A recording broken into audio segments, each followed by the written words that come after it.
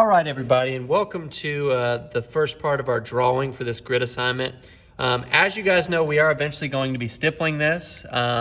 So you will be using either your Sharpie, maybe your own pen, maybe you have an artist pen. Whatever you have, you will be using eventually. But for today, since we're just drawing the proportions, you're only using this.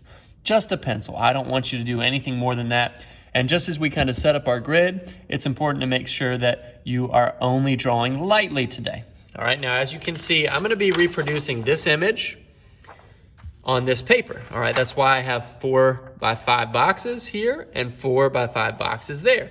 So I'm gonna go one box at a time as I do my drawing. Now an easy way to make sure that you're not making any mistakes is you can cut out a little spy box, okay? All right, which will allow you to just see one box at a time. Now how to do this is you fold a sheet of paper in half. All right, you can go ahead and cut it so it's as long as one of these boxes. All right, make sure that it's square. It only works if it's square. And then I can trim it so it's an accurate square.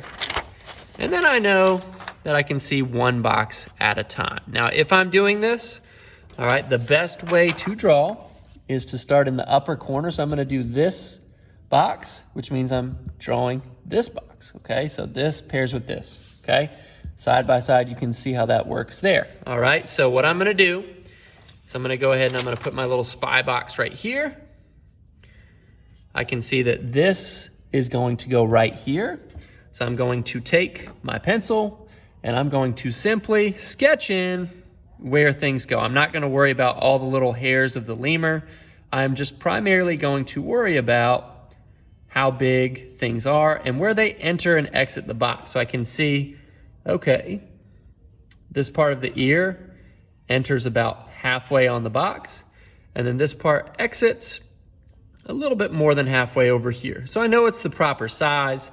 If you wanna start to add more of your details, you can, but I wouldn't get too caught up in this yet. You're gonna be doing more stippling later for the details, so it's important that you don't waste your time. So you can see I've drawn this in. Next I can come across, and I'm gonna work my way across this top row. So I can see here I just have this little part of the head. Here's the rest of the ear. If you use this technique properly, it's going to actually speed up your ability to draw the image.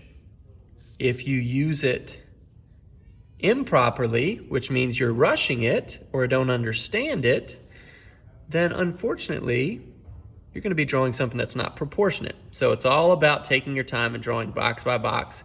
That's why having this little spy box is really helpful, because now I can just compartmentalize, what I'm drawing, and that really helps me understand that, okay, this ear doesn't touch way up here. It's actually all negative space here.